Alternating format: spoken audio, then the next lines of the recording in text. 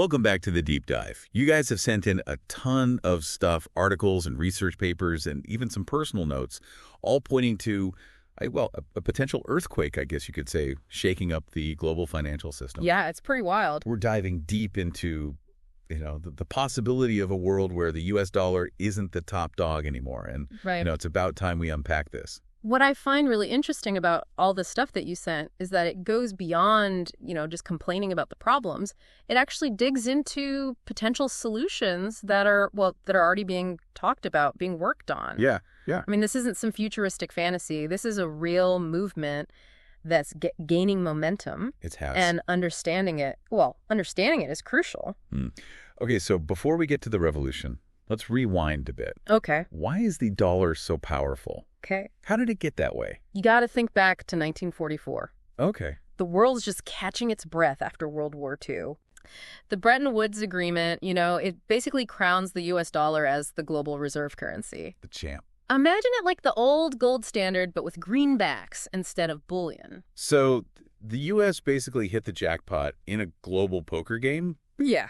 Maybe not a very fair game. Exactly. It's this exorbitant privilege is what some economists call it. Okay. And it lets the U.S. print money to cover its debts, essentially pulling wealth from other countries. Yeah. I mean, think about it. It's like having an endless credit card that the rest of the world is paying for. And that's led to some pretty serious side effects, hasn't it? Oh, absolutely. Imagine building a house on a foundation of sand. Oh. That's what relying on a single currency does. Yeah. Financial crises. Oh, Check. trade imbalances. You bet. Yeah. Unpredictable money flows. Yep, that too. Oh, yeah. We've seen this play out so many times, like the Asian financial crisis in the 90s, the 2008 meltdown. Right. I mean, the list goes on and on. And here's where it gets, even shadier, I guess. This power isn't just about economics. Right. The U.S. weaponizes the dollar through sanctions, Yeah. freezing assets of countries they disagree with. It's almost like they're saying, play by our rules, or we'll pull the plug on your finances. You got it. Iran, Libya, Venezuela, Afghanistan, and, most recently, Russia. They've all felt the sting. Exactly. No wonder countries are looking for a way out. Precisely. And that brings us to BRICS, Brazil, Russia, India, China, South Africa. Okay. It's like the cool kids table where developing nations are crafting an alternative to the Western-dominated system. Here's what blows my mind. The BRICS nations actually have a bigger chunk of the global GDP pie than the G7. That's true. But their voting power in places like the IMF, practically non-existent. Right. It's like showing up to a potluck with the main course and only getting a tiny spoon. And Russia, leading the BRICS charge this year, has put forward a serious plan to shake things up. A full-blown financial makeover. Okay, spill the tea. What are they proposing? One of their big plays is, it's de-dollarization. Kicking the dollar to the curb. In trade and investments, yeah. Think of it like this. China's already managed to, significantly reduce dollar usage in its trade deals. So it's more than just talk. They're walking the walk. It's happening. Yeah. What else is on the table? Imagine a financial internet that bypasses the current system entirely. Wow. That's what they're building. Okay. An interbank messaging system to replace SWIFT. So that cuts U.S. control. And sidesteps those sanctions. That's a game changer. There's even talk of a network directly connecting central banks. So that would make transactions faster, cheaper. And crucially immune to sanctions. Hold on. Are we witnessing the birth of a parallel financial universe? It's pretty remarkable. It is. They're even playing with cutting-edge tech like blockchain and central bank digital currencies. Or CBDCs, for short. Yeah, CBDCs. Here's where it gets really interesting. I know you're fascinated by blockchain. So can you give us the lowdown on these CBDCs? Think of CBDCs as digital versions of a country's regular money issued and backed by its central bank. Okay. And unlike cryptocurrencies, which are, they're a bit like the Wild West, CBDCs would offer the stability of a national currency, but with the efficiency and security of blockchain. So instead of relying on traditional banks and payment processors, transactions could happen directly between people like a digital Venmo, but for the whole world. Exactly. And think about what that means for transaction fees and processing times, Right. especially for those annoying international payments. Businesses and consumers could save a bundle. Wait a minute, wouldn't this make banks a little nervous? Yeah. Let's just say Wall Street isn't exactly throwing a party for CBDCs, but, zoom out and look at the bigger picture. Okay. A system that bypasses the dollar's dominance, well, that could be a game changer for developing nations. Yeah. They'd finally have more control over their financial destinies. It's like going back to a barter system, but with 21st century tools. It's a pretty cool idea. I love it. What else are they cooking up? Remember those commodity exchanges we mentioned earlier? Yeah. The BRICS report proposes creating platforms where countries could settle trade imbalances using, well, good old-fashioned stuff. Yeah. Gold, grain, oil. So instead of stockpiling IOUs in the form of U.S. Treasury securities, nations could opt for things with real tangible value. Right. It diversifies their reserves and potentially throws a wrench in the dollar's dominance. This is fascinating stuff. It is. So it seems like they're building a genuine alternative to the current system, brick by brick. Brick by brick. But here's the big question. Are they actually going to create a BRICS currency? That's the million-dollar question, isn't it? And the answer for now is it's a strategic not yet. Yeah. They know it's a massive undertaking, requiring a level of coordination that's, let's just say it's complicated. Well, I can only imagine. Yeah. But they are looking at other ways to loosen the dollar's grip, right? Yeah, absolutely. Okay. One idea is expanding the use of special drawing rights. Or SDR. Yeah, or SDRs. It's a bit technical, but basically SDRs are like a global currency cocktail. A cocktail. Blending the US dollar, the euro, the yen, the pound, and the yuan. So instead of keeping all their eggs in the dollar basket, nations could hold SDRs, spreading the risk. And reducing their dependence on any single currency. That's the game plan. It's a stepping stone towards a world where financial power is more evenly distributed. Exactly. Okay, this is all incredibly exciting, but let's bring it back down to earth for a second. Okay. Why should our listener care about any of this? What's the real-world impact of this potential, this financial earthquake? That's the question, isn't it? Right now, the system is, it's rigged in favor of wealthy nations, which only widens the gap between the haves and have-nots. Right. A multipolar financial system, that could level the playing field. Making things a little fairer. For everyone. It's not just about money. It's about power and who gets to call the shots. Exactly. Understanding these changes is crucial for anyone who wants to navigate the global economy. Yeah. Whether you're an investor, a business owner, or just someone trying to make sense of the world. It's like learning a new language. The language of global finance. And being fluent is becoming more and more important. Couldn't have put it better myself. We've covered a lot of ground here. Maybe it's a good time to hit pause and pick up the rest of this discussion in part 2. Sounds good to me. Great idea. We've given our listeners a lot to chew on. A lot to chew on. Join us next time as we continue our deep dive into this financial revolution. Until then, happy diving. Welcome back to our deep dive into this potential financial shakeup. Yeah, it's a big one. Last time we were getting into SDRs, those special drawing rights from the IMF. Right. And how they might offer a counterbalance to the dollar's dominance. Right. And you were explaining how they might address what's called the Triffin dilemma. Yeah. Something I vaguely remember from economics class. Yeah. Could use a refresher on. The Triffin dilemma, it basically says that the country with the global reserve currency, in this case, the good old US of A, right, is stuck in a tough spot. Okay. To keep enough dollars flowing in the global economy, they need to run these constant trade deficits. So it's like they're constantly pumping out dollars to keep the global financial engine running. Exactly. But that means buying more from other countries than they're selling. Right. Which leads to those deficits. Precisely. And while those deficits help keep the dollar flowing, they can also mess with the U.S. economy.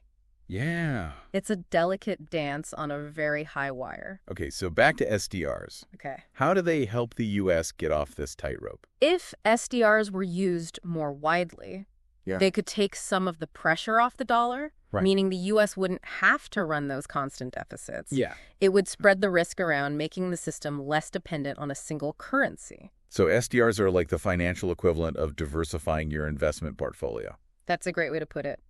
But as with any investment, there are risks. Yep. For starters, the IMF, which manages SDRs, is heavily influenced by Western nations. Right. The BRICS report we've been discussing made that point loud and clear. Exactly. They want a more democratic IMF.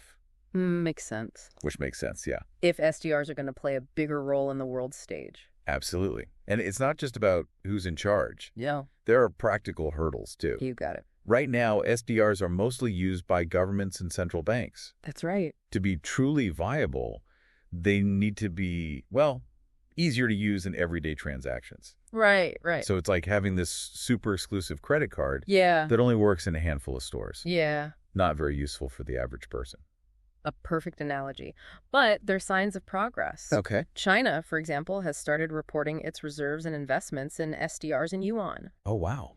They've even issued SDR-denominated bonds. That's a bold move. It seems like even with the challenges, SDRs have some serious potential. I agree. Now, let's get back to Russia's ambitious agenda as BRICS chair. Okay. They're not just tinkering around the edges. They're going for a full-blown financial revolution. Okay, let's hear it. We've talked about ditching the dollar, building new payment systems. Right. What else is in their playbook?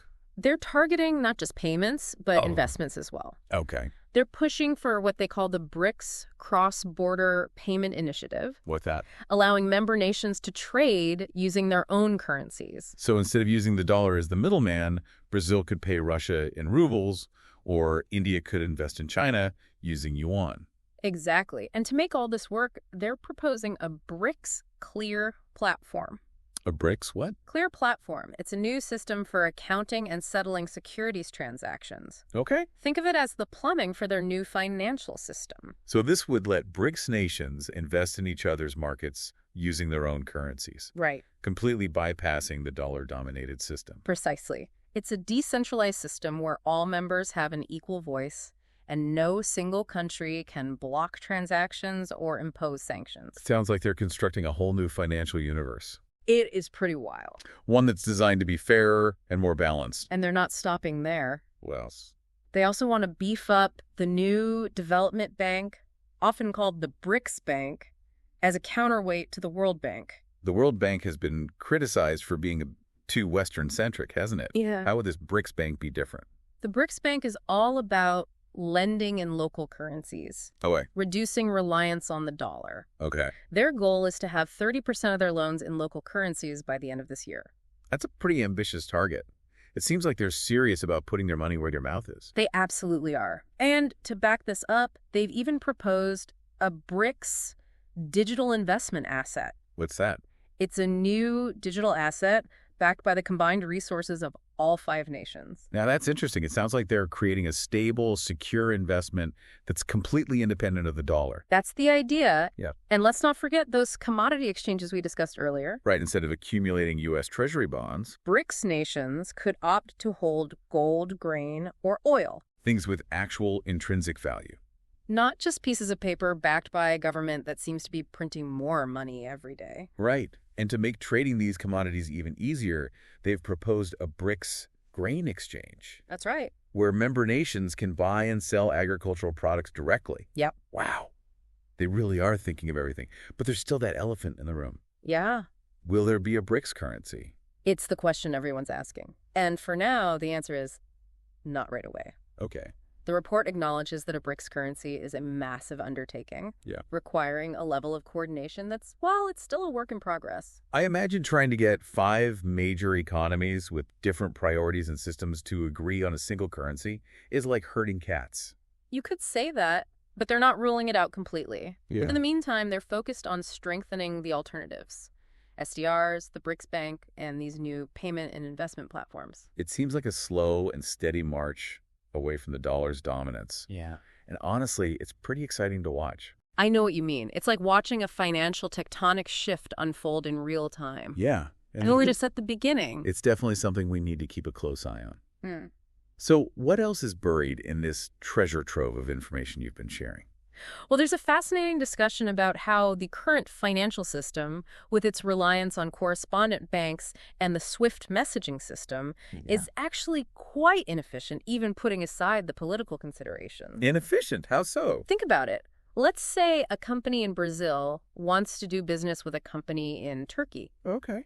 Often, that transaction has to go through a correspondent bank in New York, even if no U.S. dollars are involved. Oh, wow. It adds time, cost, and complexity. And as we discussed earlier, it makes those transactions vulnerable to U.S. sanctions, Yeah. even if they have nothing to do with the U.S. Exactly. The BRICS report argues that modern technology like blockchain and CBDCs Right. could streamline these processes, making them faster, cheaper, and more secure. So they're not just trying to create a parallel system. No, they're trying to build a better system, one that's designed for the digital age. That's a great way to put it. And the potential cost savings are enormous. The report estimates that BRICS nations could save billions of dollars annually in transaction fees alone. That's right. Billions. That's a serious chunk of change. It seems like there's a strong economic incentive for them to push for these changes, even beyond the political motivations. Absolutely. It's about both power and efficiency. So where do we go from here? What are the next steps in this financial revolution? The BRICS nations are continuing to develop these proposals, and we can expect to see more concrete developments in the coming months and years. Right. They're also working to expand their membership, Right. which could give them even more clout on the global stage. It really does feel like we're on the cusp of a whole new era of global finance, one that's more multipolar and, well, potentially more just. I agree. And as we wrap up this part of our deep dive, Okay. I want to leave you with one key takeaway. The old financial order is being challenged in a way we haven't seen in decades. The world is changing, and understanding these changes is more important now than ever. It's a good reminder that we all need to stay informed and adapt to this, well, to this shifting landscape. Exactly. Speaking of adapting, maybe we should take a short break here and return for our final segment, Okay. where we'll explore what all of this means for you, the listener, and how you can navigate this new financial world. Sounds like a plan. We'll be back in a flash to wrap things up.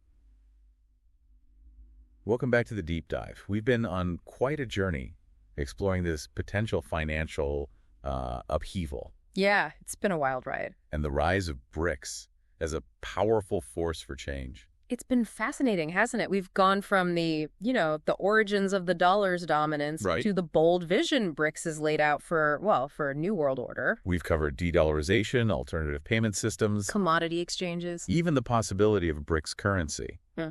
But now, let's bring it all home. Okay. What does this mean for you, the listener, sitting here in 2024? That's the million-dollar question, isn't it? We've been talking about massive systems, but, Yeah. they affect each of us in very real ways. So let's paint a picture. If these changes gain traction, what might the world look like in, say, 5 or 10 years? What should people be prepared for?